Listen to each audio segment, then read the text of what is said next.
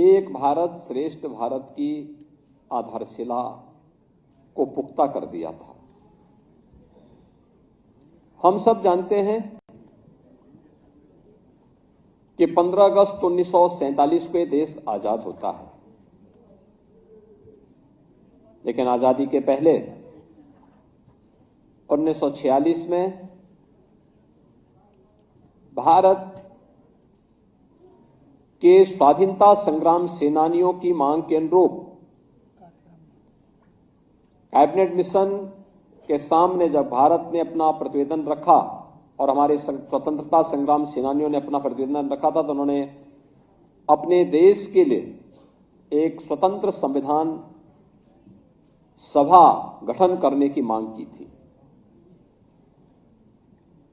1946 में संविधान सभा के चुनाव और संविधान सभा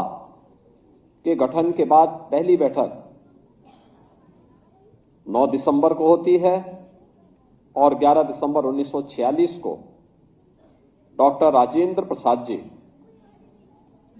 पहली बैठक की अध्यक्षता श्री सत्येंद्र नारायण सिन्हा जी ने की थी, जो संविधान सभा के सबसे वरिष्ठतम सदस्य थे। और उस सभा में डॉक्टर राजेंद्र प्रसाद जी को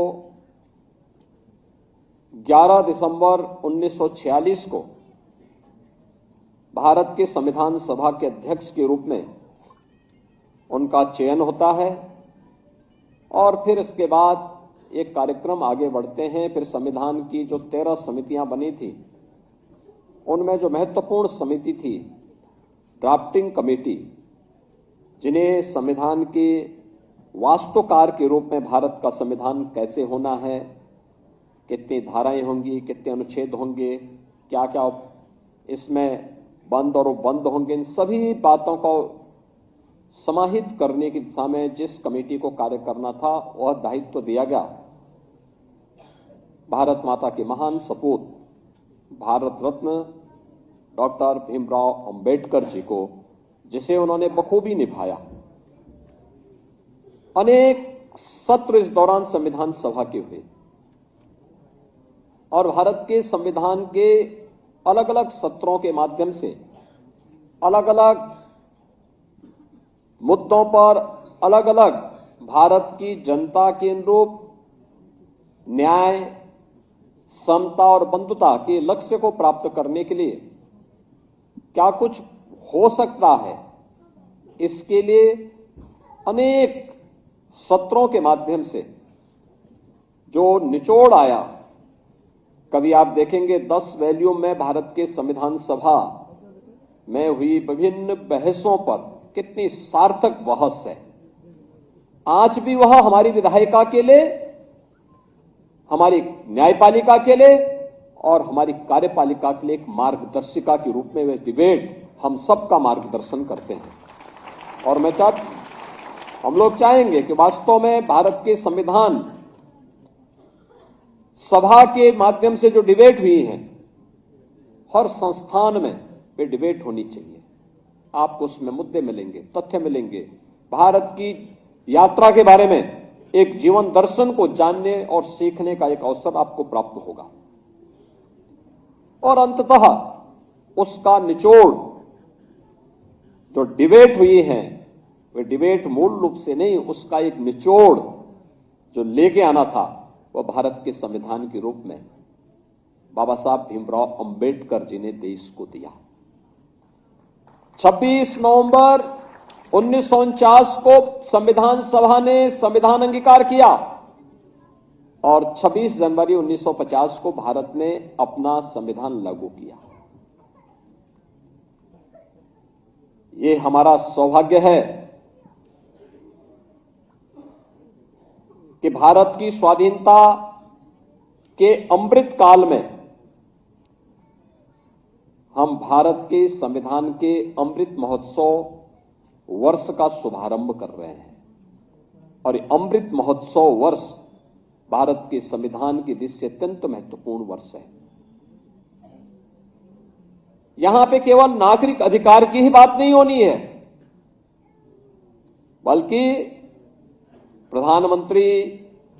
से नरेंद्र मोदी जी जिनके प्रयास से, जिनके दूरदर्शिता के कारण आज हम संविधान सभा का दिवस के इस आयोजन के साथ सहभागी बन रहे हैं, जिसे उन्होंने आज से 10 वर्ष पहले पूरे देशवासियों को कहा था, जब उन्होंने बाबा साहब भीमराव अंबेडकर के भव्य स्मारक के बनाने के कार्यक्रम का शुभारंभ किया था। तब उन्होंने कहा था कि समय आ गया है जब हम भारत के संविधान दिवस को भी एक सार्वजनिक महत्व का दिवस मान करके इस आयोजन को पूरी भव्यता के साथ आयोजित करना सीखें। और फिर उन्होंने नोटिफिकेशन जारी करवाया और नोटिफिकेशन जारी करवाने के बाद 26 नवंबर 2015 से संविधान दिवस का एक कार्यक्रम इस भव्यता के साथ पूरे देश के अंदर आयोजित हो रहा है। यह हमारा सौभाग्य है कि उत्तर प्रदेश में विधानसभा और विधान परिषद में हम लोगों ने नागरिक कर्तव्यों को लेकर के इस पे एक डिबेट भी करवाई थी। लगातार इन मुद्दों पर चर्चाएं हुई। 2019 में हम लोगों ने इस मुद्दे पर विशेष सत्र आयोजित करके इस पर एक दिन का पूरा सत्र ही नागरिक कर्तव्यों को लेकर के उत्तर प्रदेश विधानसभा ने आयोजित किया। महत्वपूर्ण यह है कि भारत का संविधान हमें अधिकार देता है, और कितना बड़ी बात है कि भारत के हर जाति मत मजहब के लोगों को, जो भारत का नागरिक है,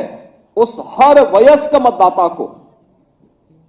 भारत के संविधान ने समान मताधिकार की शक्ति दी है। याद करना, दुनिया के तमाम ऐसे देश हैं जो अपने आप को आधुनिक लोकतंत्र का जनक मानते हैं, उनके यहां जाति खेमे में बटे हुए लोग